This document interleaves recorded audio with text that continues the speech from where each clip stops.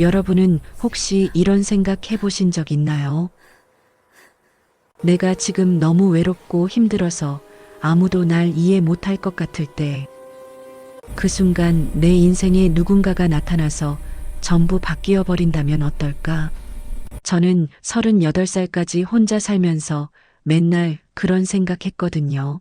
회사에서 야근하다 퇴근하면 텅 빈 집에 불 켜고 혼자 라면 끓여 먹고, 명절 때마다 친척들한테 듣는 결혼 안 하냐는 소리에 웃으면서 속으로 울고, 부모님 돌아가시고 나니까 진짜 이 세상에 나 혼자 남은 것 같더라고요. 그런데 어느 날 저녁, 뒷산 산책하다가 풀숲에서 아기 울음소리를 들었어요. 처음엔 동물 소리인 줄 알았죠. 근데 가까이 가보니까 담요에 쌓인 아기가 있는 거예요. 겨우 석 달쯤 된 것 같은 작은 아기. 옆에는 쪽지 하나. 미혼모입니다. 키울 수 없어요. 제발 이 아이 좀 부탁드립니다. 그 순간 제 손이 떨렸어요. 이 아이를 안아야 하나 말아야 하나. 경찰에 신고해야 하나. 근데 이 작은 생명이 제 눈을 보면서 울고 있는데 그냥 지나칠 수가 없더라고요. 여러분 같으면 어떻게 하셨을까요? 전 그날 그 아이를 안고 집으로 왔어요. 그리고 5년이 흘렀습니다. 그 아이가 누구인지 알게 된 순간 제 인생이 또 한 번 완전히 바뀌어 버렸어요. 이 영상이 궁금하시다면 구독 버튼 먼저 눌러주세요. 그리고 좋아요는 제가 이 이야기를 계속할 수 있는 힘이 되거든요. 댓글로는 여러분이라면 어떤 선택을 하실 것 같은지 꼭 남겨주세요. 진짜 궁금해요. 그럼 시작할게요. 제 이름은 박수진이고요. 38살 미혼 여성입니다. 미혼이라는 단어가 이제 익숙해졌어요. 처음엔 미혼이라는 말 자체가 창피하고 부끄러웠거든요. 20대 후반까지만 해도 결혼은 당연히 하는 거라고 생각했어요. 주변 친구들 다 결혼하고 애 낳고 그러니까 저도 언젠간 그렇게 되겠거니 했죠. 28살 때 대학 동기였던 남자랑 사귀기 시작했어요. 그 사람은 착했어요. 데이트도 잘해주고 기념일도 잘 챙겨주고 부모님한테도 인사시켰죠. 근데 3년 정도 사귀다가 제가 결혼 얘기를 꺼냈을 때 그 사람 표정이 변하더라고요. 아, 나는 아직 준비가 안 됐어. 좀 더 시간이 필요해. 그렇게 6개월을 더 기다렸는데 여전히 같은 말만 반복하더라고요. 결국 제가 정리했어요. 32살이 됐을 때 더 이상 기다릴 수가 없었거든요. 그 다음엔 소개팅으로 만난 사람이랑 사귀었어요. 괜찮은 회사 다니는 사람이었고 조건도 나쁘지 않았죠.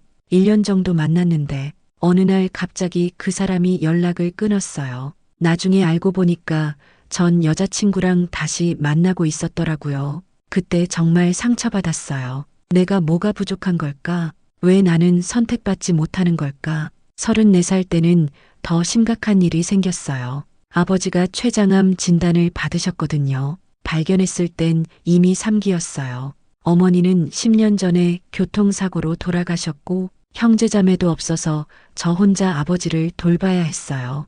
회사 다니면서 병원 다니고 주말마다 아버지 병실에서 지내고 그렇게 6개월을 버티셨는데 결국 아버지도 돌아가셨어요. 장례식장에 조문객이 많지 않았어요. 아버지 친구 몇 분이랑 제 회사 동료들 정도, 친척들은 거의 안 왔죠. 원래 친하지 않았거든요. 상주석에 혼자 앉아 있는데 진짜 이 세상에 나 혼자 남은 것 같았어요. 장례 끝나고 아버지 집 정리하면서 혼자라는 게 이렇게 무겁구나 싶었어요. 서울로 돌아와서 회사 생활을 계속했는데 뭔가 의미가 없더라고요. 매일 출근해서 디자인 작업하고 야근하고 퇴근하고 집 가면 아무도 없고 냉장고엔 편의점 도시락이랑 맥주만 있고 주말엔 침대에 누워서 넷플릭스 보다가 잠들고 친구들은 다 결혼해서 애 키우느라 바쁘고 만나자고 해도 한 달에 한 번 겨우 시간 내주고 그나마도 애 얘기만 하다가 헤어지고 35살 생일날 혼자 케이크 하나 사서 촛불 켜고 소원 빌었어요.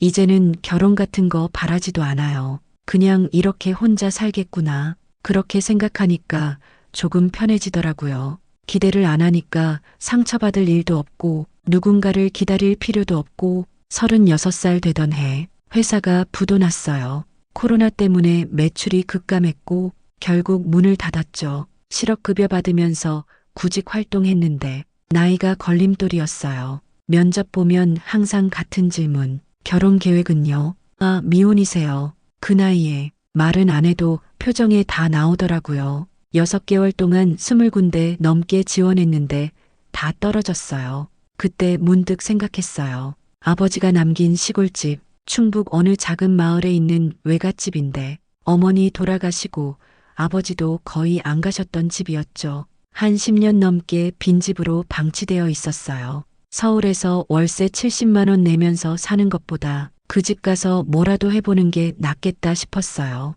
그래서 37살에 시골로 내려갔어요. 처음 집 문 열었을 때 먼지가 장난 아니었어요. 거미줄 가득하고 곰팡이 냄새나고 마당엔 잡초가 사람 키만큼 자라 있었죠. 한 달 동안 청소하고 수리하고 정리했어요. 혼자 하기 힘든 건 마을 어르신들이 도와주셨어요. 집 고치는 동안 마을 분들이랑 조금씩 친해졌는데 다들 7080대 어르신들이셨어요. 젊은 사람은 저밖에 없었죠. 동네 슈퍼 아주머니가 그러시더라고요. 여기 젊은 사람 없어. 다들 도시로 나가버려서 아휴 이 동네 곧 없어질 거야. 처음 몇 달은 진짜 외로웠어요. 밤 8시만 되면 동네 전체가 조용해지고 가로등도 몇 개 없어서 정말 깜깜하고 밤에 집에 혼자 있으면 온갖 소리가 다 들리는 거예요. 바람 소리, 나무 흔들리는 소리, 동물 소리. 처음엔 무서워서 잠도 잘 못 잤어요. 근데 적응되더라고요. 2달쯤 지나니까 그 고요함이 편해지기 시작했어요. 서울에선 맨날 소음에 시달렸는데 여기는 조용하니까 머리가 맑아지는 느낌이었죠. 낮에는 텃밭 가꾸기 시작했어요. 어르신들이 씨앗 주시고 방법 알려주시고 처음엔 서툴렀는데 점점 재미있어지더라고요. 상추, 고추, 토마토 심고 매일 아침 물 주고 잡초 뽑고 그렇게 키운 채소로 밥해 먹으니까 뭔가 뿌듯했어요. 저녁엔 온라인으로 작은 쇼핑몰 운영했어요. 서울에서 디자이너로 일했으니까 핸드메이드 제품 만들어서 파는 거죠. 천 사다가 파우치 만들고 비즈로 팔찌 만들고 아파로 핸드폰 케이스 만들고 처음엔 한 달에 30만 원 정도 벌었어요. 근데 점점 단골 손님이 생기면서 한 달에 100만 원 정도 버는 수준까지 됐죠. 시골에서 혼자 사는 데는 충분한 돈이었어요. 그렇게 1년이 지나고 38살이 됐어요. 생일날도 혼자였지만 이젠 괜찮았어요. 아침에 일어나면 마당에 나가서 꽃 보고 텃밭 가꾸고 낮에는 쇼핑몰 일하고 저녁엔 뒷산 산책하고 밤에는 책 읽다가 자고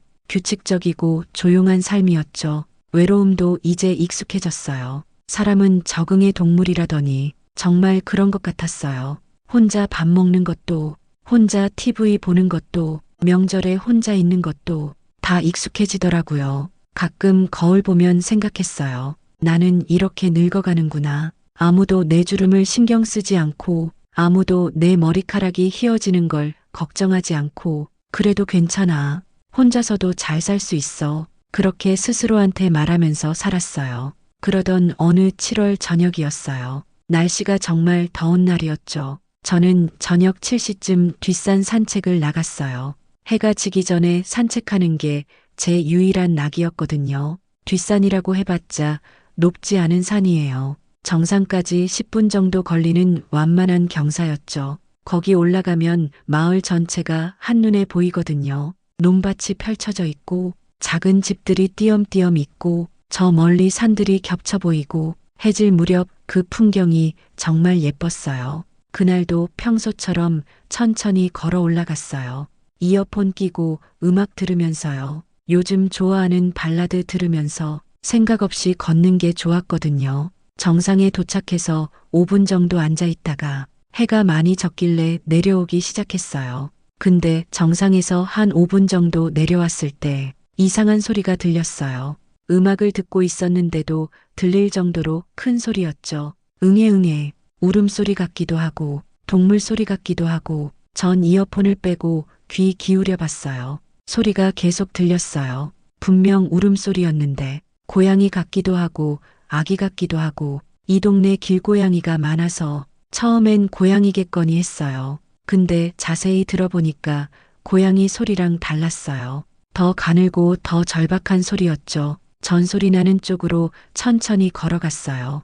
길에서 벗어나서 풀숲으로 들어갔죠. 여름이라 풀이 무성하게 자라 있었고 모기도 엄청 많았어요. 손으로 풀을 헤치면서 들어가니까 작은 바구니가 보였어요. 아기 바구니요. 그 안에 분홍색 담요에 쌓인 아기가 있었어요. 제 심장이 쿵 내려앉았어요. 손이 떨리기 시작했고 다리에 힘이 풀리는 느낌이었죠. 아기는 계속 울고 있었어요. 얼굴이 빨개져서 온 힘을 다해 우는 것 같았어요. 전 주변을 둘러봤어요. 혹시 엄마가 근처에 있나? 화장실 간 건가? 잠깐 자리 비운 건가? 근데 아무도 없었어요. 산은 고요했고 해는 지고 있었고 아기만 울고 있었어요. 전 떨리는 손으로 휴대폰을 꺼냈어요. 손전등을 켜서 주변을 비춰봤죠. 아기 옆에 쪽지가 하나 있었어요. A사 용지를 찢은 것 같은 흰 종이에 파란 볼펜으로 휘갈겨 쓴 글씨였어요. 글씨체가 떨려 있었고 군데군데 번진 흔적이 있었죠. 아마 눈물이었을 거예요. 미혼모입니다. 키울 수 없어요. 제발 이 아이 좀 부탁드립니다. 딱 3줄이었어요. 그게 전부였죠. 쪽지 옆에는 산후조리원에서 퇴원할 때 차는 팔찌가 있었어요. 분홍색 플라스틱 팔찌에 2023년 7월 3일이라고 적혀 있었고 그 밑에 기저귀 5개가 있었어요. 분유 한 통도 있었고요. 그게 전부였어요. 아기 옷 여벌도 없고 젖병도 없고 그냥 담요에 쌓여 있는 게 전부였죠. 전 그 순간 눈물이 났어요. 이 아기를 여기 두고 간 엄마는 얼마나 절박했을까, 얼마나 힘들었을까, 얼마나 울면서 이 산을 올라왔을까, 그리고 얼마나 울면서 내려갔을까. 아기는 계속 울고 있었어요. 더 크게 더 절박하게 배고파서 우는 것 같았어요. 전 떨리는 손으로 아기를 안아 올렸어요. 처음 안아보는 아기였어요. 제 인생에서 아기를 제대로 안아본 적이 거의 없었거든요. 조카도 없고 친구들 애도 몇 번 본 게 다였으니까. 근데 신기하게도 자연스럽게 안기더라고요. 작고 가벼웠어요. 한 손에 들어올 만큼 작았죠. 아기는 제 품에 안기자마자 울음을 멈췄어요. 그리고 눈을 뜨고 저를 쳐다봤어요. 까만 눈동자로. 빤히 제 심장이 또 한 번 쿵 내려앉았어요. 이 작은 생명이 저를 보고 있었어요. 믿고 의지하는 눈빛으로, 살려달라는 눈빛으로. 전 아기를 꼭 안고 산을 내려왔어요. 한 손으로 아기 안고 한 손으로 휴대폰 불빛 비추면서 조심조심 내려왔죠. 집에 도착해서 제일 먼저 한 게 경찰서에 전화하는 거였어요. 112 누르고 상황 설명했죠. 뒷산에서 아기 발견했다고, 버려진 것 같다고, 경찰이 바로 출동하겠다고 했어요. 30분쯤 지나서 경찰차 2대가 왔어요. 경찰관 3분이 오셨는데 다들 놀란 표정이었어요. 요즘 시대에 이런 일이 있냐고, 어디서 발견했냐고 상세하게 물어봤어요. 전 발견한 장소 설명하고 쪽지 보여주고 산후조리원 팔찌도 보여줬죠. 경찰관들이 현장 가서 확인하고 사진 찍고 증거 수집했어요. CCTV도 확인해 봤는데 이 마을에 CCTV가 거의 없었어요. 그냥 동네 입구에 하나 있는 게 전부였죠. 그것도 확인했는데 아무것도 안 나왔대요. 산후조리원 팔찌로 추적해 보겠다고 했어요. 근데 쉽지 않을 거라고 했죠. 미혼모들이 가명으로 등록하는 경우가 많대요. 아기는 그동안 제 품에 안겨서 자고 있었어요. 경찰관이 물었어요. 일단 아동보호시설에 연락해야 하는데 오늘 저녁에 바로 데려갈 수 있을지 모르겠다고, 임시로 하룻밤만 돌봐줄 수 있냐고. 전 당연히 그러겠다고 했죠. 이 작은 생명을 어떻게 거부하겠어요. 경찰관들이 돌아가고 전 아기를 침대에 조심스럽게 눕혔어요. 근데 아기가 다시 울기 시작하는 거예요. 배고파서 우는 것 같았어요. 전 급하게 인터넷 검색했어요. 신생아 분유 타는 법, 얼마나 먹이는지, 어떻게 재우는지 하나하나 검색하면서 배웠죠. 다행히 분유통이 있었으니까 집에 있던 머그컵에 물 데워서 분유 탔어요. 근데 젖병이 없는 거예요. 어떻게 먹이지 고민하다가 일단 숟가락으로 조금씩 먹여봤어요. 아기가 그걸 받아 먹더라고요. 조금씩 조금씩 한 30분 걸려서 한 100ml 정도 먹였어요. 배부른 아기는 다시 잠들었고 전 그 옆에서 밤새 지켰어요. 혹시 아기가 깨면 어쩌나, 혹시 뭐가 잘못되면 어쩌나, 잠도 못 자고 계속 지켜봤죠. 다음 날 아침 경찰서에서 연락 왔어요. 아동보호시설에 연락했는데 지금 10,000원이래요. 대기자가 200명이 넘는다고, 임시보호 가정도 부족하고 당장 받을 수 있는 데가 없다고, 최소 23개월은 기다려야 한다고, 그때까지 임시로 돌봐줄 수 있냐고. 전 어쩔 수 없이 그러겠다고 했어요. 그날 낮에 급하게 육아용품 샀어요. 인터넷으로 젖병 기저귀 아기옷 분유, 필요한 거 다 주문했죠. 다음 날 배송 왔고 그때부터 본격적으로 돌보기 시작했어요. 근데 생각보다 훨씬 힘들었어요.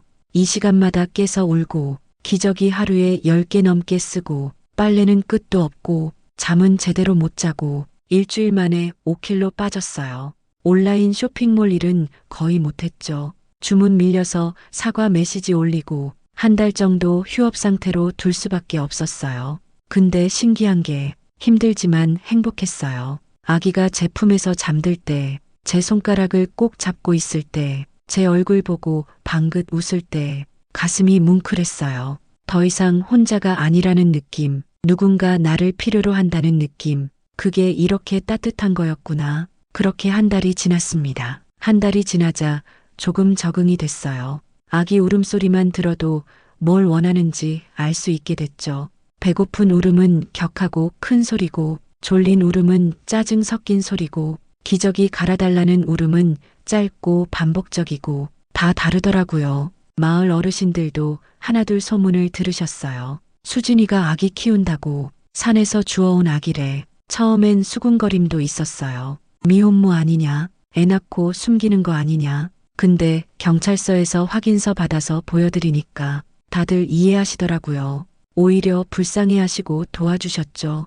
슈퍼 아주머니는 아기옷 주시고, 옆집 할머니는 손뜨개 담요 만들어 주시고, 마을 이장님은 분유값 보태라고 돈 봉투 주시고, 그렇게 마을 사람들 도움으로 조금씩 키워나갔어요. 2달쯤 지났을 때 아동보호시설에서 또 연락 왔어요. 여전히 자리가 없다고, 조금만 더 기다려달라고. 근데 그때쯤 되니까 전 이미 아기한테 정이 들어 있었어요. 아침에 눈 뜨면 제일 먼저 아기 보고, 밤에 자기 전 마지막으로 아기 보고, 아기 없는 삶을 상상할 수 없게 된 거죠. 3달째 되던 어느 날 혼자 생각했어요. 이 아이한테 이름을 지어줘야겠다. 계속 아기야 아기야 부를 순 없잖아요. 서류상으론 이름이 없는 아이였으니까. 전 며칠 동안 고민했어요. 어떤 이름이 좋을까? 이 아이는 어떤 사람으로 자랐으면 좋을까? 그러다 문득 생각이 났어요. 이 아이가 제 옆에 와준 것, 이 아이 덕분에 제 삶이 윤택해진 것. 그래서 이름을 지었어요. 나윤, 나의 옆에 있어줘서 고마운 아이, 나를 윤택하게 해준 아이, 박나윤이라고 불렀어요. 법적으론 제 딸이 아니었지만 제 성을 붙여서 불렀죠. 나윤아, 나윤아. 부를 때마다 가슴이 따뜻해졌어요. 나윤이는 정말 순한 아기였어요. 잘 먹고 잘 자고 잘 웃었어요. 밤에도 한두 번만 깨고, 낮에는 혼자 노는 시간도 있었죠. 덕분에 전 다시 쇼핑몰 일을 시작할 수 있었어요. 나윤이 재우고 낮잠 잘 때 열심히 제품 만들고 포장하고 발송했죠. 6달쯤 지났을 때 나윤이가 뒤집기 시작했어요. 처음 혼자 뒤집었을 때 전 소리 질렀어요. 나윤아 혼자 뒤집었어. 대단해. 혼자서 너무 신나서 울었어요. 이 작은 생명이 자라고 있다는 게 너무 신기하고 감격스러웠거든요. 9달쯤 됐을 때 나윤이가 기어다니기 시작했어요. 방바닥을 기어서 제 쪽으로 오는 나윤이를 보면서 전 매일 행복했어요. 더 이상 외롭지 않았어요. 집에 돌아와도 텅 빈 느낌이 안 들었죠. 나윤이가 저를 기다리고 있으니까, 나윤이가 저를 보고 웃어주니까, 나윤이가 제 손을 잡아주니까. 돌이 지났을 때 아동보호시설에서 또 연락 왔어요. 곧 자리가 날 것 같다고, 한 달 안에 나윤이를 데려가겠다고. 전 그 말을 듣고 울었어요. 안 돼요. 나윤이는 이제 제 딸이에요. 데려갈 수 없어요. 담당자는 난처해했어요. 수진 씨 마음은 이해하는데 법적으로 입양 절차를 밟지 않으셨잖아요. 임시 보호만 부탁드린 거고 나윤이는 국가가 보호해야 할 아동이에요. 전 울면서 말했어요. 그럼 입양하고 싶어요. 정식으로 제 딸로 만들고 싶어요. 담당자는 한숨을 쉬었어요. 입양은 까다로워요. 경제력 증명해야 하고, 주거 환경 확인해야 하고, 심리 검사도 받아야 하고, 최소 6개월 이상 걸려요. 그 과정 밟으시겠어요? 전 당연하다고 했죠. 뭐든 하겠다고. 나윤이를 제 딸로 만들 수 있다면. 그렇게 입양 절차가 시작됐어요. 서류 준비하고, 경제력 증명하고, 집 상태 확인받고, 심리 검사 받고, 정말 복잡하고 까다로웠어요. 근데 다 했어요. 나윤이를 위해서라면 뭐든 할 수 있었으니까. 그 과정 중에 나윤이는 계속 자랐어요. 돌 지나고 한 달쯤 됐을 때 나윤이가 첫걸음말을 했어요. 소파 잡고 일어서더니 제 쪽으로 비틀비틀 걷는 거예요. 한 걸음, 두 걸음, 세 걸음. 그러고 제 품에 쓰러졌죠. 전 나윤이를 안고 울었어요. 나윤아 걸었어. 우리 나윤이 걸었어. 그날의 감동을 평생 잊을 수 없을 것 같아요. 입양 절차는 8개월 걸렸어요. 드디어 법원에서 입양 허가가 났고 나윤이는 정식으로 제 딸이 됐어요. 박나윤, 호적에 올라간 제 딸. 그날 전 나윤이 안고 한참을 울었어요. 이제 아무도 나윤이를 데려갈 수 없어. 이제 나윤이는 진짜 내 딸이야. 나윤이는 제 눈물을 손으로 닦아주면서 엄마라고 불렀어요. 엄마. 처음 듣는 그 말에 전 다시 한번 울었습니다. 그렇게 2년이 흘렀어요. 나윤이는 3살이 됐고 이제 제법 말도 잘하고 뛰어다니고 노래도 부르고 매일매일 새로운 모습을 보여줬어요. 전 나윤이한테 크레용이랑 색연필을 사줬어요. 낙서하는 걸 좋아하더라고요. 처음엔 그냥 막 긋기만 했는데 점점 뭔가 형태가 나오기 시작했어요. 3살 반쯤 됐을 때 나윤이가 그린 그림을 보고 놀랐어요. 꽃을 그렸는데 색 조합이 독특한 거예요. 빨강, 노랑, 주황을 쓰는 게 아니라 보라색, 초록색, 파란색을 섞어서 그렸는데 묘하게 예쁜 거예요. 마을 어르신들도 그림 보고 신기해 하셨어요. 이 나이에가 이렇게 그리나 색감이 보통이 아니네. 4살이 됐을 때 나윤이를 유치원에 보냈어요. 처음엔 등록이 안 될까봐 걱정했는데 입양 서류 다 있으니까 문제 없었죠.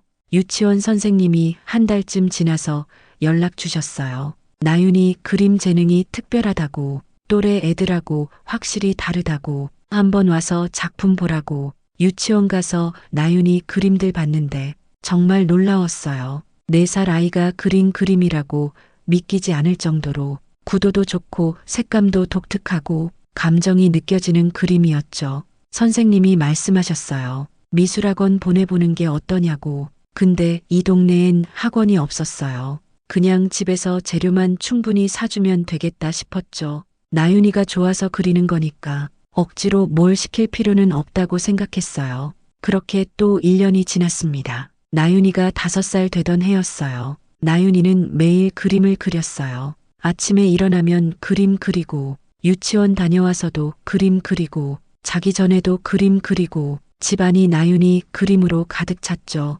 냉장고에도 붙이고, 벽에도 붙이고, 책상 서랍에도 쌓이고, 너무 많아서 어떻게 할까 고민하다가 문득 생각이 났어요. 제 온라인 쇼핑몰에 올려볼까? 나윤이 그림을 활용해서 제품을 만들어 볼까? 나윤이한테 물어봤어요. 나윤아, 엄마가 내 그림으로 예쁜 거 만들어도 돼. 나윤이는 신나서 그러래요. 그래서 나윤이 그림을 스캔했어요. 꽃, 그림, 동물, 그림, 하늘, 그림. 예쁜 것들만 골라서요. 그리고 핸드메이드 엽서를 만들었어요. 좋은 종이에 나윤이 그림을 인쇄해서 10장만 만들어서 쇼핑몰에 올렸죠. 제목은 5살 아이의 그림 엽서라고 했어요. 가격은 5,000원에 10장. 큰 기대는 안 했어요. 그냥 나윤이 그림을 활용하는 방법 중 하나였으니까. 근데 놀라운 일이 일어났어요. 올린 지 3시간 만에 다 팔린 거예요. 그리고 댓글이 달리기 시작했어요.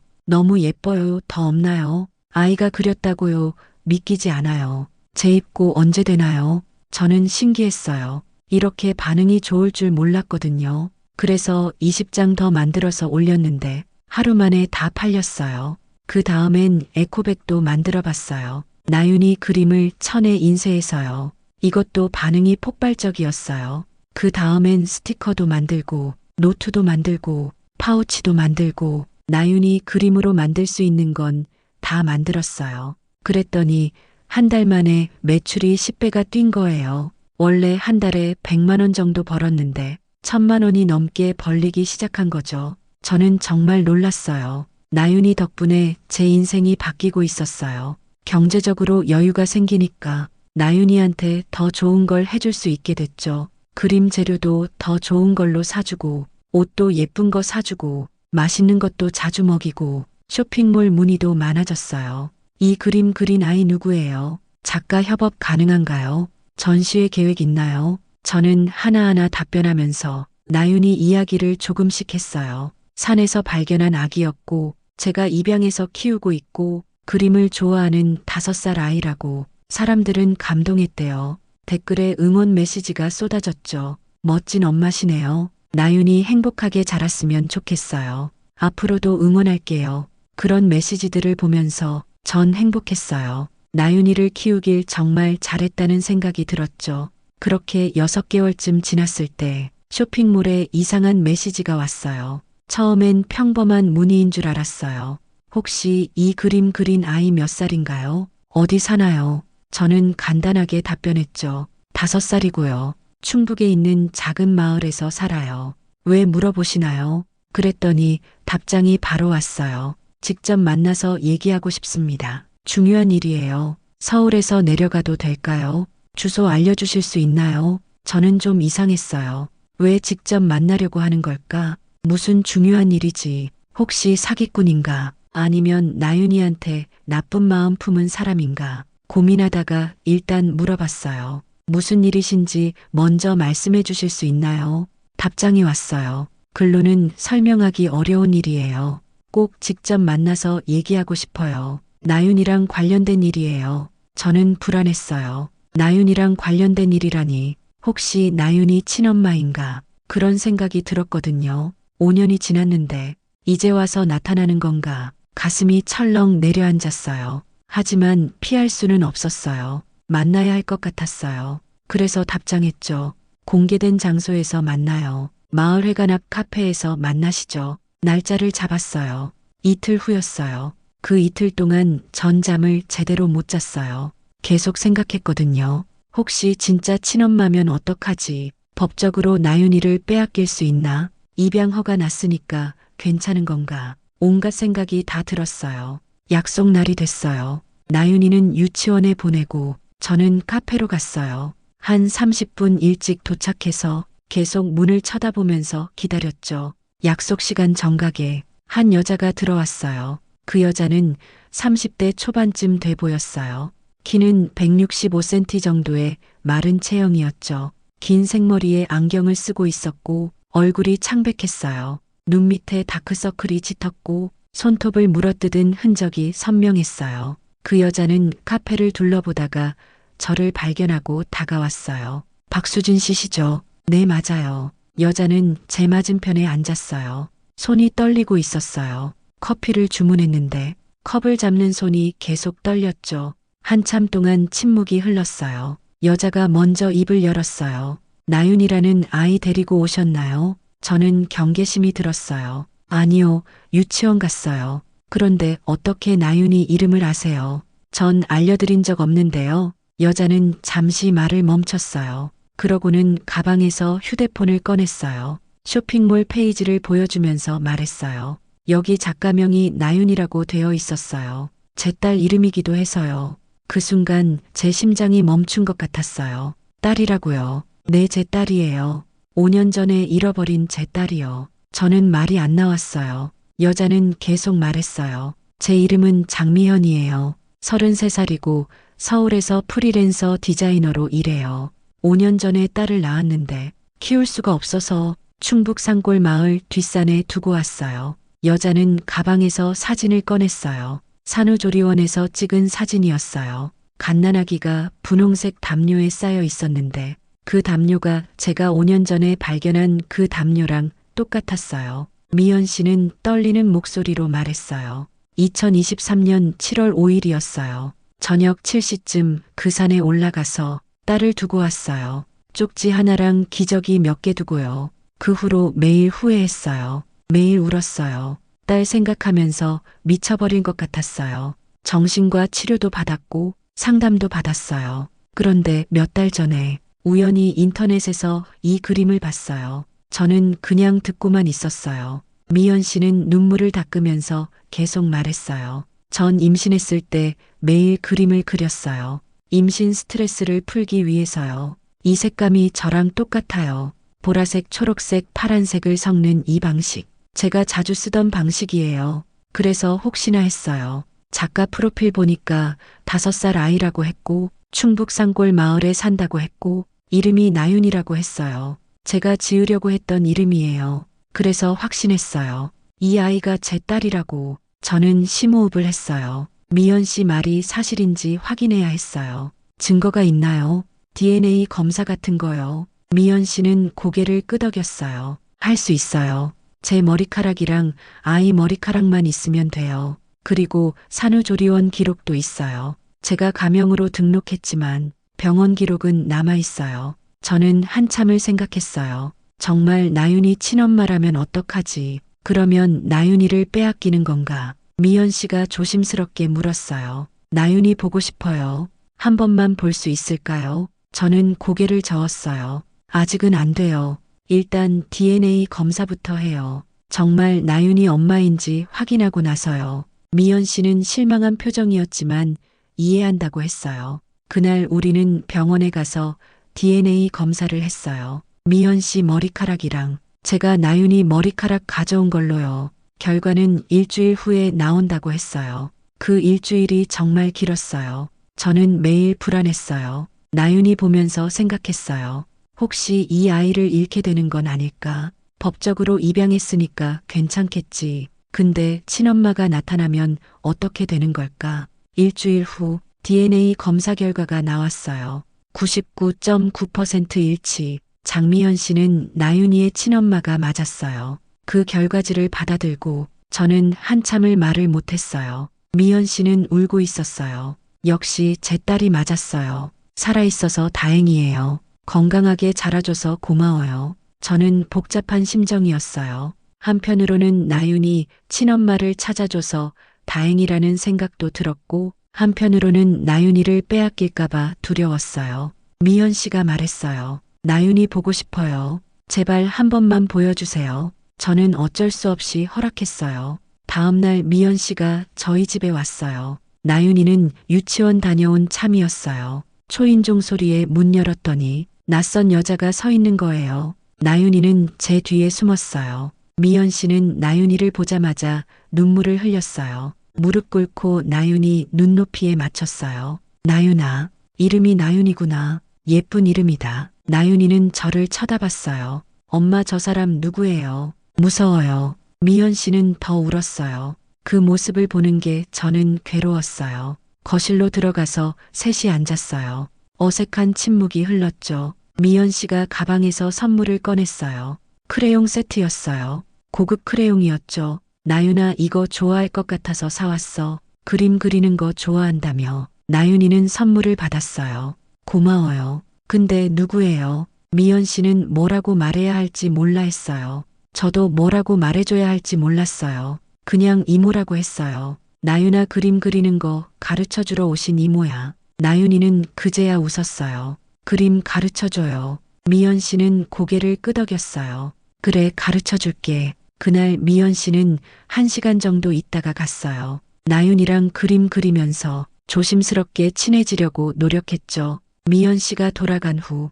나윤이가 물었어요. 엄마 저 이모 좋아요. 또 와요. 저는 웃으면서 대답했어요. 그래 또 올 거야. 근데 속으론 불안했어요. 미연 씨가 나윤이를 데려가려고 하면 어떡하지. 그날 밤 미연 씨한테 전화가 왔어요. 미연 씨 목소리는 단호했어요. 수진 씨 나윤이를 돌려받고 싶어요. 제 딸이잖아요. 저는 예상했던 말이었지만 실제로 들으니까 가슴이 무너지는 것 같았어요. 미연 씨 나윤이는 이미 제 딸이에요. 법적으로 입양했어요. 미연 씨는 잠시 침묵했어요.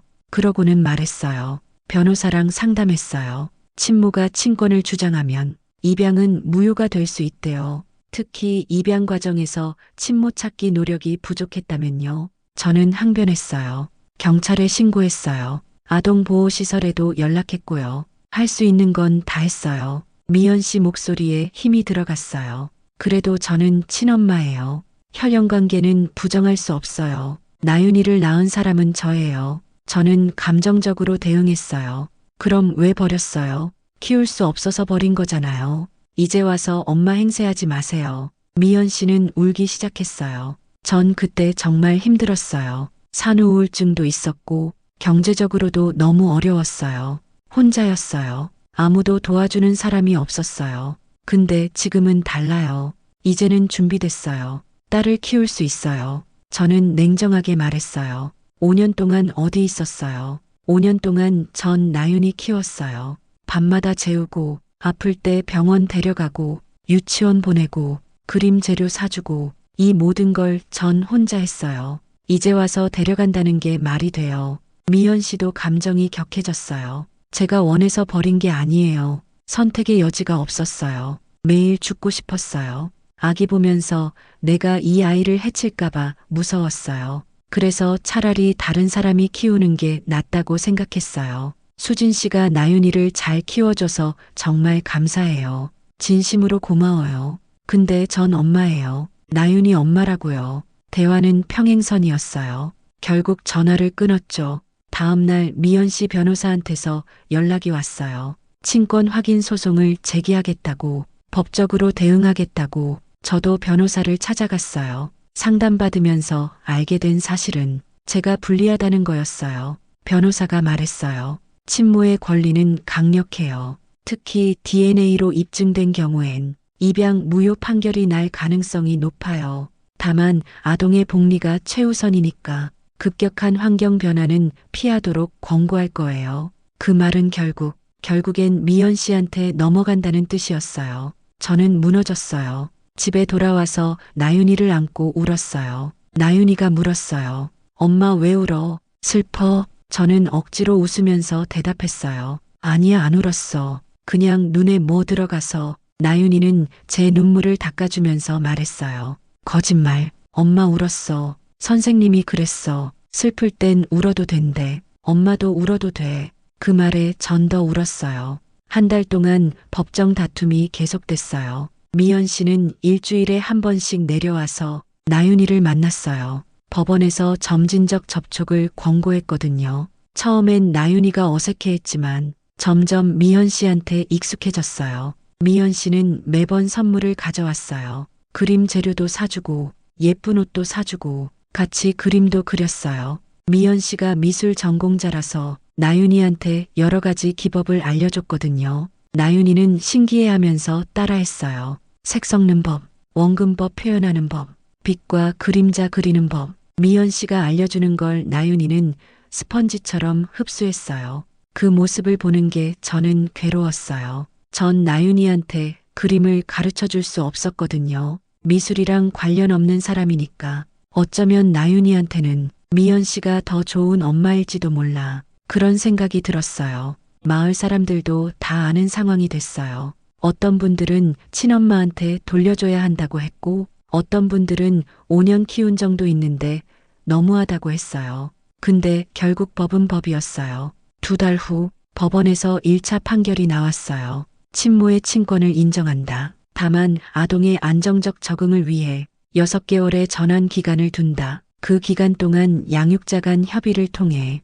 점진적으로 양육권을 이양한다. 그 판결문을 받아들고 전 한참을 울었어요. 결국 나윤이는 미연 씨한테 가는 거구나. 6개월 후엔 나윤이가 없는 삶이 되는 거구나. 그날 밤 나윤이를 재우면서 한참을 지켜봤어요.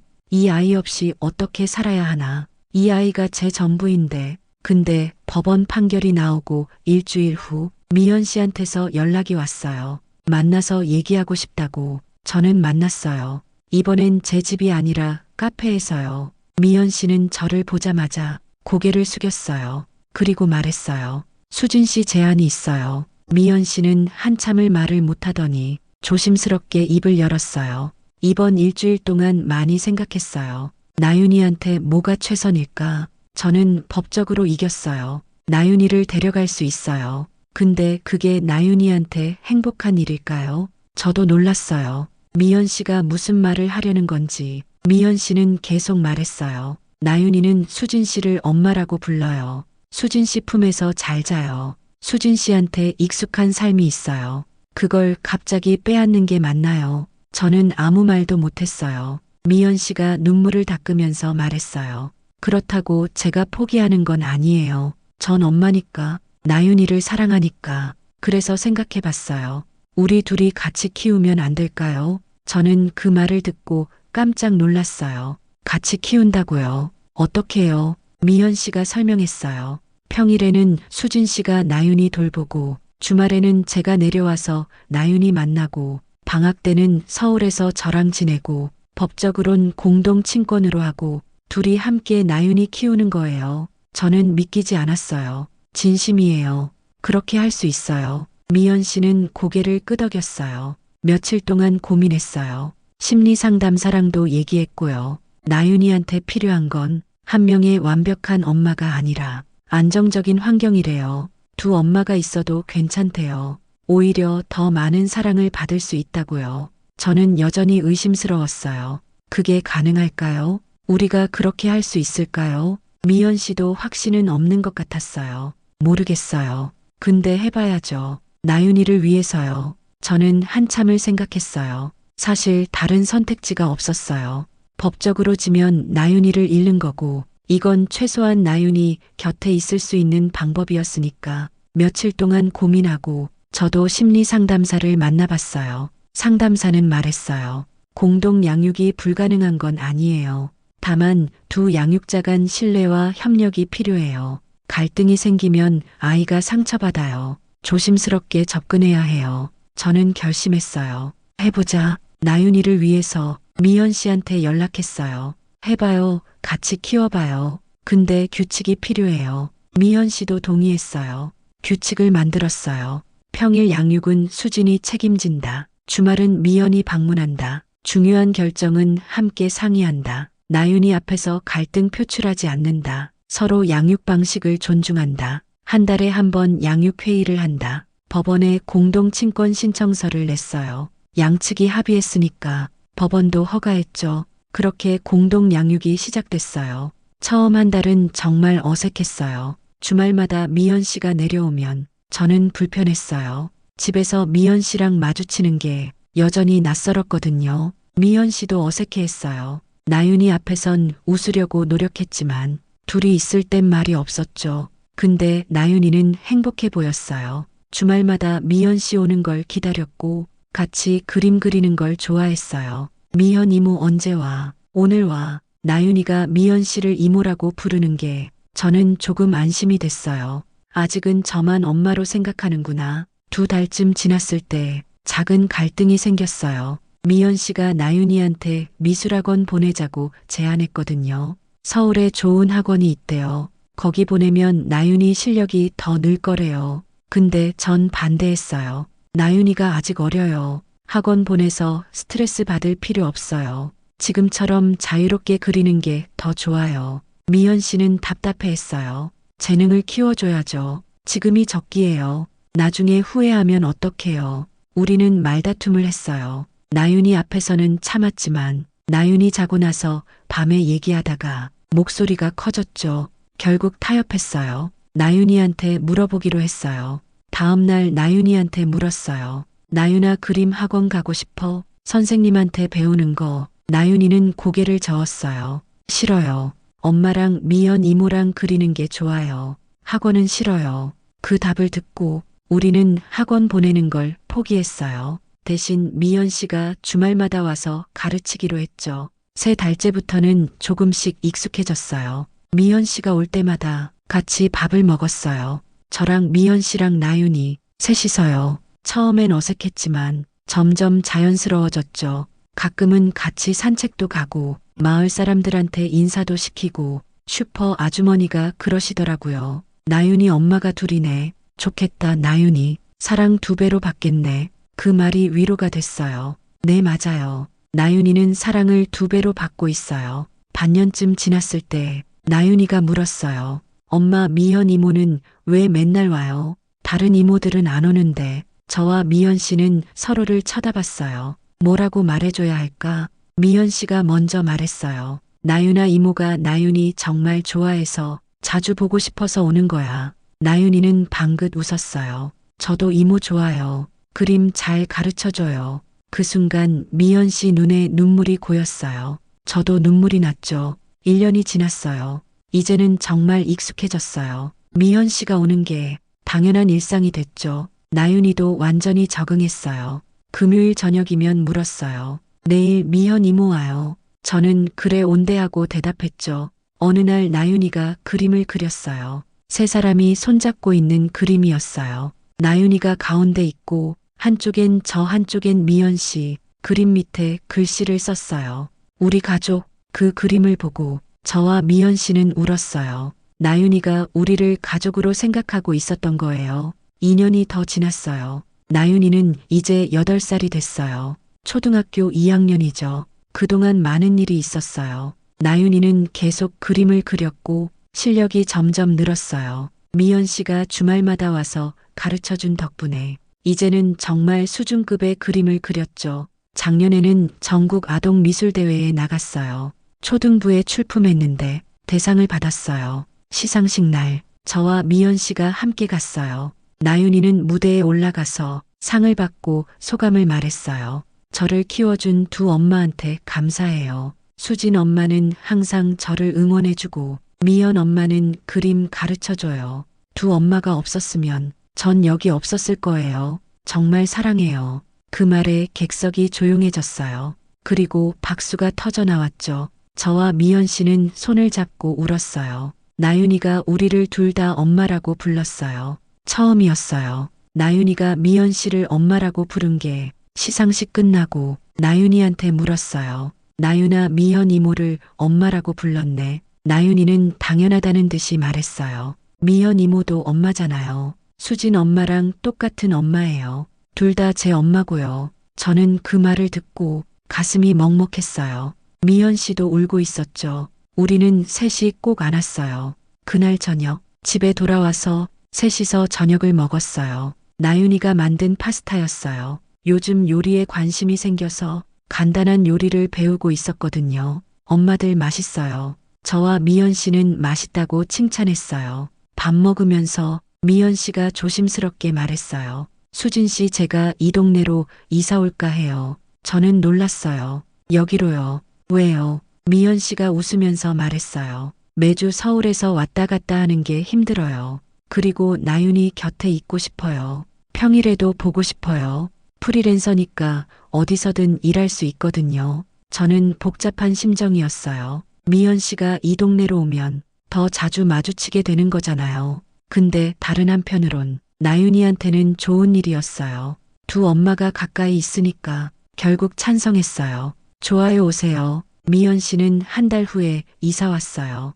우리 집에서 걸어서 10분 거리에 작은 집을 얻었죠. 이사 오는 날 저와 나윤이도 도와주러 갔어요. 나윤이는 신나했어요. 미연 엄마 집이다. 이제 맨날 볼 수 있어요. 미연 씨 집은 작았지만 아늑했어요. 거실벽 한쪽을 나윤이 그림으로 꾸몄어요. 나윤이가 그린 그림들을 액자에 넣어서요. 나윤이 방도 따로 만들었어요. 주말에 자고 가라고요. 그날부터 우리 생활은 또 달라졌어요. 평일 저녁에도 가끔 미연 씨가 왔어요. 같이 저녁 먹고 나윤이 숙제 봐주고 그림 그리다가 가고 주말엔 나윤이가 미연 씨 집에서 자기도 했어요. 저는 처음엔 불안했어요. 혹시 나윤이가 미연 씨를 더 좋아하게 되면 어쩌지. 근데 그런 일은 없었어요. 나윤이는 여전히 평일 밤엔 제 품에서 잤고 저를 가장 편하게 대했어요. 다만 미연 씨도 사랑했죠. 다른 방식으로요. 저한테는 안정감을 느꼈고 미연 씨한테는 재미를 느꼈어요.